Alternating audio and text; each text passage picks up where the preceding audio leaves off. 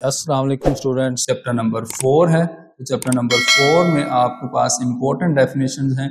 वो कौन सी हैं? सबसे पहले चैप्टर नंबर 4 क्या है, उसका नाम क्या है? उसका नाम है बच्चों पार्शियल फ्रैक्शंस। तो बच्चों ये आपके पास पार्शियल फ्रैक्शन है। तो पार्शियल फ्रैक्शन का मतलब ये है कि कुछ आपके पास फ्रैक्शंस होंगी, उनकी पार्टीशनिंग करनी है आपने। और उसकी पार्टीशनिंग कैसे करनी है? जैसे कि आपके पास अगर फॉर एग्जांपल लिखा हुआ है 2/x-1, ठीक है, और लिखा हुआ है x+1, तो आपने इसके पार्शियल बनाने हैं। पार्शियल का मतलब आप ए के नीचे लिख दो इस वैल्यू को x-1 को, और एक और कांस्टेंट ले लो जिसके नीचे आप लिख दो x+1 को। ये आपने क्या किया, एक फ्रैक्शन के पार्शियल मतलब उसके पार्ट्स बना दिए, ठीक है। तो पार्ट से पार्शियल, ठीक है, पार्शियल फ्रैक्शन बन गई और आपने इसको अलग-अलग सोल्व कर लिया, डिनोमिनेटर को अलग-अलग यूज करके सोल्व कर लिया। तो इसी को बोलते हैं पार्शियल फ्रैक्शन। अब बच्चों सबसे पहले आपके पास एक डेफिनेशन है, वो है सिंपल फ्रैक्शन की। तो फ्रैक्शन की डेफिनेशन आपको पता है कि फ्रैक्शन क्या होता है? जो रैशनल नंबर होता है। फ्रैक्शन का मतलब जिसको हम सम समझ ले आप, न्यूमिनेटर और डिनोमिनेटर फॉर्म में लिख सकते हैं। तो ये देखें लिखा हुआ है द क्वोशिएंट। बच्चों आपके पास लिखा हुआ है लफ्ज क्वोशिएंट। अब क्वोशिएंट का मतलब होता है ये आपके पास क्वोशिएंट है और इसको हम क्यू से रिप्रेजेंट करते हैं। आप मुझे एक बात बताओ कि जो सेट ऑफ रैशनल नंबर है उसको हम क्या करते थे? हम उसको क्यू से रिप्रेजेंट करते हैं। रीजन क्या है? क्योंकि क्वोशिएंट वाले नंबर होते हैं। क्वोशिएंट वाले नंबर वो होते हैं जिसके अंदर सम पी ओवर क्यू के फॉर्म में नंबर लिखे जाते हैं, मतलब ब्रैकेट के अंदर लिखे जाते हैं, मतलब दरमियान में ब्रैकेट लगती है। इसलिए हम सेट ऑफ रैशनल नंबर को क्यू से रिप्रेजेंट करते हैं। काफी ज्यादा लोगों को इसकी लॉजिक का नहीं पता होता कि सेट ऑफ रैशनल नंबर को क्यू से क्यों रिप्रेजेंट करते हैं। तो बच्चों क्वोशिएंट है। क्वोशिएंट का मतलब होता है कि जो आपके पास कोई नंबर्स हैं, अगर हम उसको फ्रैक्शन के फॉर्म में लिखेंगे तो वो वाले नंबर को हम रैशनल नंबर बोलते हैं, या हमारे पास वो फ्रैक्शन बनती है। बच्चे लिखा हुआ है the question of two numbers और अलजेब्रिक एक्सप्रेशंस। वो नंबर्स हो सकते हैं या अलजेब्रिक एक्सप्रेशन हो सकते हैं। अब अलजेब्रिक एक्सप्रेशन क्या है? जो अलजेब्रा होता है जिसमें कोई अननोन वैल्यूज होती हैं, जैसे एक्स हो गया हमारे पास या वाई हो गया, तो वो आ जाए is called a fraction. The question is indicated by a bar. तो आप इसको बार से रिप्रेजेंट करते हैं। जैसे लिखा हुआ हो 2/3, ये जो दरमियान में बार लगी है तो इसको हम बच्चों क्वेश्चन बोलते हैं। फॉर एग्जाम्पल ये मेरे पास लिखा हुआ है 2x मतलब x² + 2/x-2। ये आपके पास एक एग्जाम्पल है इसकी। अब बच्चों रैशनल फ्रैक्शन क्या है? तो सेम वही काम है। रैशनल फ्रैक्शन का मतलब आपके पास ऐसा एक्सप्रेशन होगा जिसका न्यूमिनेटर और डिनोमिनेटर होगा और वो कोई पोलिनोमियल होगा, क्योंकि अलजेब्रा हम यहाँ पे यूज करेंगे, अलजेब्रिक एक्सप्रेशंस को लेंगे। बच्चे ये इंपॉर्टेंट डेफिनेशन है सारी की सारी। इन चारों में से एक लाजमी आपको डेफिनेशन पेपर में आनी है, कंफर्म और 100%। लिहाजा इनको आपने अच्छे से तैयार करना है, ठीक है। और ये पूरा चैप्टर डिपेंड करेगा रैशनल फ्रैक्शन पे और प्रॉपर फ्रैक्शन पे और इम्प्रॉपर फ्रैक्शन पे। आपको पता है फिजिकल क्लास के अंदर मैंने बहुत अच्छी तरह डिटेल के साथ आपको समझाया था कि रैशनल मतलब कि प्रॉपर फ्रैक्शन क्या है, इम्प्रॉपर फ्रैक्शन क्या है, उसकी पहचान क्या है, आप कैसे देखोगे कि ये प्रॉपर है या इम्प्रॉपर है। तो चलें खैर अब यहाँ पे दोबारा पढ़ लेते हैं। रैशनल फ्रैक्शन बच्चों क्या है? An expression of the form n of x का मतलब न्यूमिनेटर और denominator where n of x and d of x are polynomials in x with real coefficients। real coefficients का मतलब उनके साथ जो x² का कोफिशिएंट या x का कोफिशिएंट होगा वो कोई रियल नंबर होगा। d of x is not equal to 0। बच्चों जो डिनोमिनेटर है वो कभी भी इक्वल टू 0 नहीं हो सकता। ये वाली बात तो बिल्कुल कंफर्म है और ऑथेंटिक बात है। तो डिनोमिनेटर इक्वल टू 0 नहीं होना चाहिए और वो आपके पास रैशनल फ्रैक्शन बन जाएगी। और ये आपके पास कोई भी एग्जाम्पल है इसकी x², आप वही एग्जाम्पल लिख सकते हो जो आपने ऊपर फ्रैक्शन की डेफिनेशन लिखी है, वही आप इसके वही एग्जाम्पल आप यहाँ पे रैशनल फ्रैक्शन के अंदर लिख सकते हैं। अच्छा बच्चों ये इंपॉर्टेंट है, रैशनल फ्रैक्शन और रैशनल कही जा रहा हूँ, प्रॉपर फ्रैक्शन और इम्प्रॉपर फ्रैक्शन। बच्चों प्रॉपर फ्रैक्शन क्या होती है? अब मैं आपको सिंपल अल्फाज में ये बता देता हूँ कि रैशनल फ्रैक्शन इस तरह की रैशनल फ्रैक्शन होगी n of x over d numerator of x over denominator of x with d of x is not equal to 0 is called proper fraction. यहाँ तक तो आपने बच्चों याद करनी है, आपने सिंपल लिखना ही लिखना है। अब यहाँ से असल स्टोरी बात शुरू होती है। आपसे कहा हुआ है कि if degree of polynomial n of x in the numerator is less than degree of the polynomial d of x in the denominator. बच्चों आपसे सिंपल ये कहा गया अगर ऊपर जो वेरिएबल यूज हो रहा है x हो रहा है यूज, उसकी जो डिग्री है वो कम होगी, जो डिनोमिनेटर में x यूज हो रहा है उसकी डिग्री ज्यादा होगी, तो वो आपके पास क्या होगा? प्रॉपर फ्रैक्शन होगा। समझ गए बच्चों? ऊपर जो x है उसकी डिग्री अगर मतलब आपके पास 1 है, नीचे उसकी डिग्री आप 3 ले सकते हो, या फिर ऊपर अगर 0 है तो नीचे आप उसकी डिग्री क्या ले लो, ऊपर नीचे 2 ले लो या 1 ले लो, तो वो आपके पास क्या होगी, प्रॉपर फ्रैक्शन होगी। समझ गए? तो ये प्रॉपर फ्रैक्शन होता है। ये देखो जरा, ऊपर आपके पास 2 लिखा हुआ है, 2 के साथ जो x लिखा हुआ है उसकी डिग्री 0 है। अगर कोई भी x नहीं लिखा तो उसकी डिग्री 0 होती है। ओवर x+1 मतलब डिनोमिनेटर में जो x है उसकी डिग्री 1 है, तो ये आपके पास प्रॉपर फ्रैक्शन है। अब यहाँ पे देखो 2x², ऊपर x की डिग्री 2 है और नीचे x की डिग्री 3 है। ऊपर 2 है नीचे 3 है, तो ये प्रॉपर फ्रैक्शन है। ऊपर डिग्री कम है नीचे डिग्री ज्यादा है, तो ये क्या है, प्रॉपर फ्रैक्शन। उसके बाद बच्चों नेक्स्ट देखें, इम्प्रॉपर फ्रैक्शन के अंदर 2 केस होते हैं, या तो ऊपर और नीचे आपके पास डिग्री सेम हो, या ऊपर डिग्री ज्यादा हो नीचे डिनोमिनेटर में डिग्री कम हो, तो वो भी आपके पास इम्प्रॉपर फ्रैक्शन होता है। अब देखें डेफिनेशन पढ़ लेते हैं बच्चों। लिखा हुआ है कि rational fraction numerator of X और डिनोमिनेटर ऑफ एक्स और denominator of X is not equal to 0, ये आपने नॉट इक्वल टू 0 लगाना है, is called an improper fraction if degree of polynomial N of X is greater और equal to the degree of polynomial of D of X. मतलब ये है कि ऊपर और नीचे या तो आपके पास जो x यूज हो रहा है दोनों की डिग्री सेम हो, ऊपर भी 1 नीचे भी 1, या ऊपर भी 2 नीचे भी 2, तो वो आपके पास इम्प्रॉपर फ्रैक्शन होगा, इम्प्रॉपर। या फिर ऊपर डिग्री ज्यादा हो नीचे डिग्री कम हो, तो वो भी आपके पास इम्प्रॉपर फ्रैक्शन है। समझ गए? 2 केसेस हैं इम्प्रॉपर फ्रैक्शन के अंदर, 2 केसेस हैं। ऊपर नीचे या तो x की डिग्री सेम हो या ऊपर ज्यादा हो नीचे कम हो, तो उसको हम क्या बोलते हैं, इम्प्रॉपर फ्रैक्शन बोलते हैं। ये बच्चों उनकी एग्जांपल्स हैं, कोई आप 1-2 एग्जांपल्स माइंड में रखो और इसको आप सॉल्व कर दो। अच्छा बच्चों, अब ये लास्ट में ना एक और डेफिनेशन है जो कि पार्शियल फ्रैक्शन की डेफिनेशन है। पार्शियल फ्रैक्शन की बच्चों डेफिनेशन क्या है?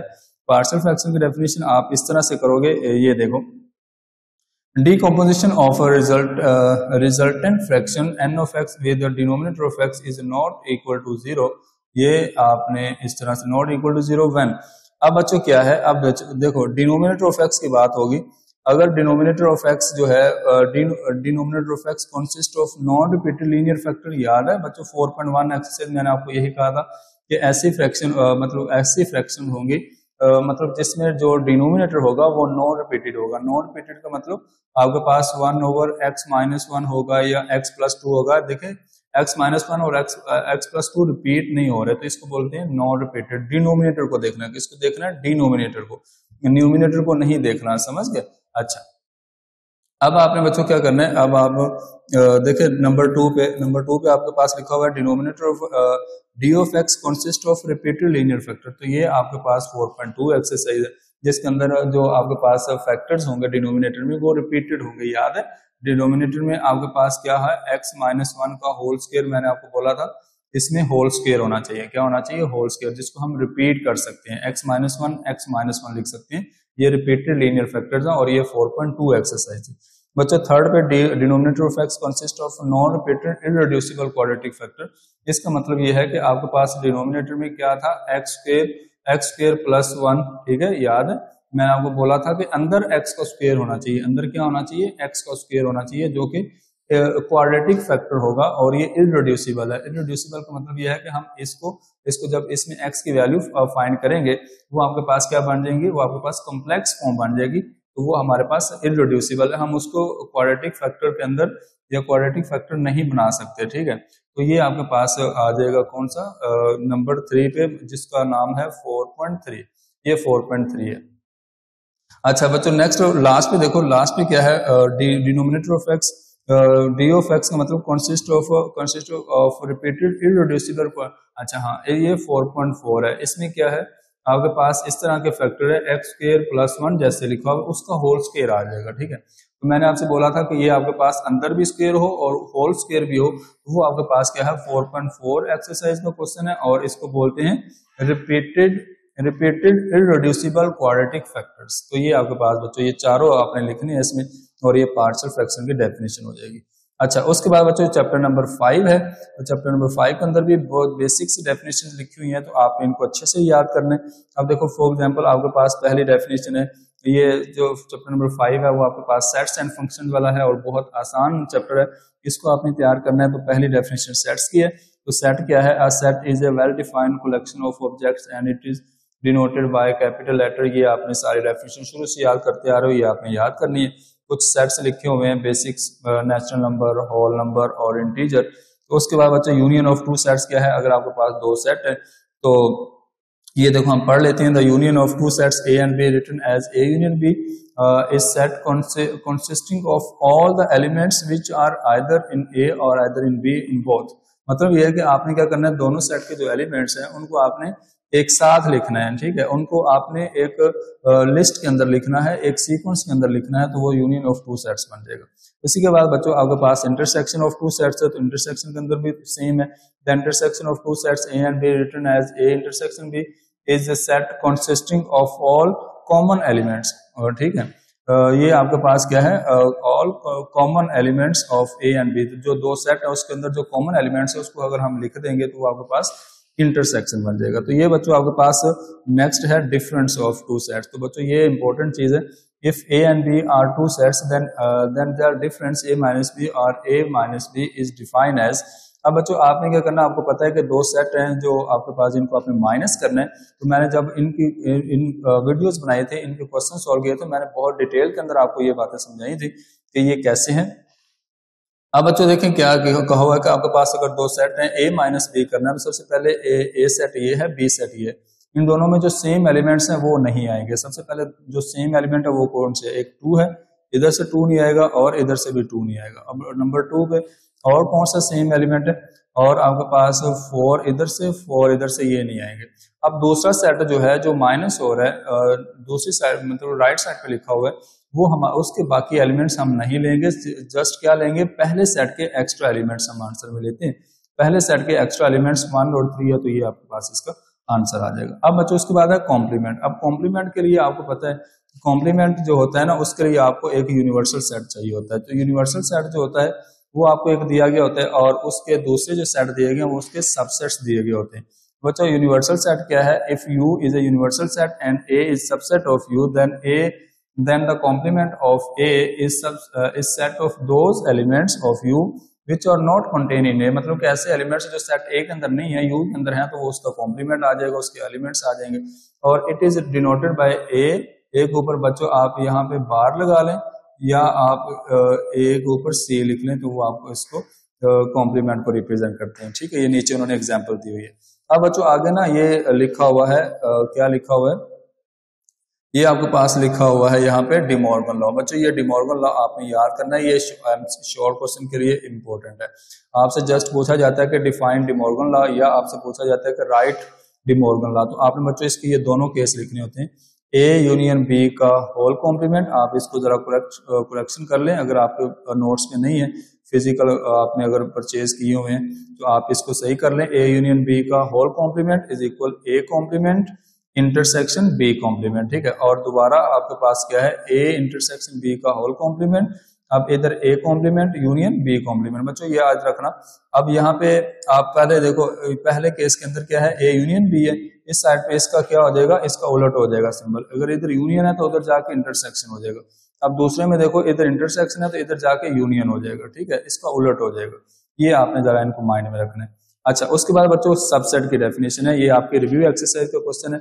सबसेट की डेफिनेशन है, और सबसेट की डेफिनेशन आप लोगों को मैंने बहुत अच्छी तरह एक्सप्लेन की हुई है, आपको बताई हुई है कि अब देखो क्या है सबसेट की definition. If A and B are two sets, then A is said to be subset of set B denoted by A subset है of B if and only if each element of A is an element of B. For example बच्चों आपके पास ये example है, ए set आपके पास ये है 2 3 4, और B set आपके पास है 1 2 3 4 5। अब बच्चों ये देखो, ये सेट बी है, इसके एलिमेंट्स है फर्स्ट 5, इसमें से मैंने ए सेट बनाया जिसके अंदर एलिमेंट्स है 2 3 और 4, 2 3 और 4। मतलब कि 2 3 4 जो है वो सेट बी के अंदर कंटेन कर रहे हैं। जो ए सेट है उसके अंदर एलिमेंट्स हैं 2 3 4। तो अब मैं कहूंगा कि जो ए है वो सबसेट है बी का, क्योंकि जो सेट ए है उसके जो एलिमेंट्स हैं वो सारे के सारे किसके अंदर पड़े हैं, वो सारे के सारे सेट बी के अंदर पड़े हैं। तो जो ए सेट होगा वो बी का सबसेट होगा। तो ये आपके पास इसकी डेफिनेशन है। अच्छा बच्चों, अब नेक्स्ट देखें, नेक्स्ट ये वाला भी एक इंपॉर्टेंट शॉर्ट क्वेश्चन है। रिव्यू एक्सरसाइज का right all the subsets of, ये आपके पास ए कॉमा बी। तो बच्चों आपको पता है कि सबसेट फाइंड करने का एक बेहतरीन तरीका है कि अगर ये फार्मूला यूज करना है 2 की पावर n। तो एक्चुअली ये सबसेट पावर सेट के लिए फार्मूला यूज होता है, लेकिन वही आपके पास सबसेट के लिए भी यूज हो जाता है। बच्चों आपने क्या करना है, इस सेट के अंदर कितने एलिमेंट्स हैं, टोटल 2 एलिमेंट्स है, तो 2 की पावर 2 आ जाएगी, ठीक है। n का मतलब नंबर ऑफ एलिमेंट्स, तो 2 की पावर 2 क्या होता है, 4 होता है, तो इसके 4 बनेंगे। ये देखिए कैसे, अब इसके हमने बनाने हैं सबसेट इस सेट के, तो हमने क्या लिखा, सबसेट ऑफ ए आर। अच्छा, पहले एम्प्टी सेट, आप बच्चों इसको इस तरह लिख लें या फिर आप इसको इस तरह से लिख लें, एम्प्टी सेट लिख लें। अब दोबारा आपने सिंगल एलिमेंट्स लेने हैं, ठीक है। अब दोबारा आपने लास्ट पे एंड पे दोबारा दोनों एलिमेंट्स लेने हैं जो आपको सेट दिया गया, तो टोटल 4 बन जाएंगे, ठीक है। अच्छा, उसके बाद बच्चों पावर सेट है। पावर सेट क्या होता है, पावर सेट आपके पास एक ऐसा सेट होता है जिसके अंदर सारे सबसेट्स लिखे होते हैं, तो लिखा हुआ है a set which include all the subsets including empty set and original set, ठीक है। जो आपके पास, आप देखो ना यहाँ पे ये एम्प्टी सेट और ओरिजिनल सेट दोनों को इंक्लूड करके आपके पास जो एक सेट बनता है उसको हम क्या बोलते हैं, पावर सेट, और यही फार्मूला है पावर सेट को फाइंड करने का। अच्छा बच्चों, अब उसके बाद देखें कुछ बाइनरी रिलेशन और डोमेन और रेंज, तो आपको पता है डोमेन और रेंज क्या होता है। जो बाइनरी रिलेशन हम लेते हैं उनके जो फर्स्ट वैल्यू है उसको हम डोमेन कहते हैं, और जो सेकंड वैल्यू है उसको हम रेंज कहते हैं, और नीचे ये डेफिनेशन भी बताई गई है और उनकी एक्सप्लेन किया गया। अब बच्चों ये फंक्शन है, ये फंक्शन की डेफिनेशन आपने याद करनी है, ये बहुत इंपॉर्टेंट है। उसके बाद इसकी कुछ टाइप्स हैं, तो वो भी मैं आपको बता देता हूँ। बच्चों फंक्शन क्या है, suppose A and B are two non empty sets, A और बी आपके पास दो नॉन एम्प्टी सेट्स हैं, then relation F from A to B, ये फंक्शन को इस तरह से लिखते होते हैं बच्चों, एफ फ्रॉम, इसको हम पढ़ते कैसे, f from A to B, ये आपके पास आएगा इज कॉल्ड फंक्शन, ठीक है। अब ये दो चीजें इसमें जरूरी हैं, ये जो 2 पॉइंट्स हैं ये दोनों जरूरी हैं। Domain of f is equal to A, domain मतलब कि ये जो पहला सेट होता है ना बच्चों, इसको हम डोमेन बोलते हैं, क्या बोलते हैं, डोमेन बोलते हैं। और ये आपके पास एक्चुअली सेट ए है और ये सेट बी होता है, और इसको हम बोलते हैं रेंज बोलते हैं, क्या बोलते हैं, रेंज बोलते हैं। अब आपके पास ये डोमेन है और ये रेंज है। अगर मैं यहाँ पे आपको प्रॉपर लिख के बताऊं, ये डोमेन है और ये रेंज है, ठीक है। अब आपसे कहा गया कि डोमेन ऑफ एफ, मतलब ये जो फंक्शन है हमारे पास, फंक्शन एफ हम यहाँ पे अप्लाई कर रहे हैं, इसकी जो डोमेन होगी वो सेट ए होगा। बिल्कुल बात सही है कि ये जो सेट होगा इसके अंदर जो एलिमेंट्स हैं, फॉर एग्जांपल मेरे पास एलिमेंट्स हैं 1 2 3, तो ये आपके पास क्या है, ये domain of function set A ही तो बन रहा है, वो इक्वल हो गया। उसके बाद बच्चों क्या लिखा हुआ है, एवरी एक्स बिलोंग टू ए का मतलब सेट ए में से, मतलब जो पहला सेट है उसमें से अगर हम कोई भी एलिमेंट लें, appears in one and only one order pair in F, मतलब ये है कि अगर मैं यहाँ पे लेता हूँ ए बी और सी, ठीक है, इसका मतलब क्या है, इसका मतलब ये है कि आपने क्या करना है, आपके पास ये जो फंक्शन मैंने बनाया उसका मतलब ये है कि जो 1 है वो ए के साथ मैप होगा, 2 सी के साथ मैप होगा, फॉर एग्जांपल 3 जो है वो बी के साथ मैप होगा, ठीक है। तो ये 1 एंड ओनली 1 है, मतलब कि ये नहीं है कि आप देखो ना कि जो 1 है वो ए के साथ ही मिलेगा बस, और जो 2 है वो सी के साथ मिलेगा, और जो 3 है वो बी के साथ मिलेगा, इसके अलावा किसी के साथ नहीं मिल रहे। 1 एंड ओनली 1 का मतलब ये होता है, ठीक है। तो ये आपके पास किसकी डेफिनेशन है, ये बच्चों आपके पास फंक्शन की डेफिनेशन है, ये आपने तैयार करनी है इस तरह से। अच्छा, बाइजेक्टिव फंक्शन क्या होता है बच्चों, बाइजेक्टिव फंक्शन एक ऐसा फंक्शन होता है जिसके अंदर 2 टाइप्स होती हैं। Bijective function, a function f from A to B is called bijective function. अब यहां तक तो आपको पता है कि आपने सिंपल बस लिखना है कि a function f from A to B, ये तो आपने लिखना है is called bijective function. If function f is 1 to 1, जो 1 to 1 भी हो और ऑन टू भी हो, तो उसको हम बोलते हैं बाइजेक्टिव। बस ये डेफिनेशन छोटी सी याद रखनी है कि बाइजेक्टिव, बाय का मतलब 2 होता है ना, सिंपल कॉन्सेप्ट यूज करो तो बेसिक कॉन्सेप्ट, बाय का मतलब 2 होता है, तो ऐसा फंक्शन जिसके अंदर 2 फंक्शन और मिलके होते हैं, एक 1 to 1 और एक ऑन टू। अच्छा, उसके बाद बच्चों 1 to 1 क्या होता है फंक्शन, 1 to 1 ये होता है a function f from A to B is called 1 to 1 function if all distinct elements of A have distinct images in B. बच्चों आपके पास अगर ये है ना कि एक सेट ए है, दूसरा सेट बी है, और ये आपके पास, अब यहाँ पे मैं 1 2 3 लिखता हूँ, यहाँ पे ए बी सी लिखता हूँ, ठीक है। इसका मतलब ये है कि आपसे कहा गया कि ऐसा फंक्शन होता है 1 to 1 जिसमें देखो 1 ए के साथ मैप हुआ, 2 बी के साथ मैप हुआ, फॉर एग्जाम्पल 3 सी के साथ मैप हुआ। तो अब देखो इसके, ये हमारे पास फंक्शन है, ये फंक्शन है। अब ये नहीं है कि 1 जो है वो, ये नहीं है कि वो सी के साथ मिल रहा है, ये नहीं है कि 2 सी के साथ मिल रहा है, इसको बोलते हैं if all distinct elements of A have distinct images in B, इसको हम बच्चों इमेजेस बोलते हैं। ये अंदर वाले जो एलिमेंट्स होते हैं ना, ये वाले, इसको हम इमेजेस बोलते हैं, सेट बी के अंदर वाले एलिमेंट्स।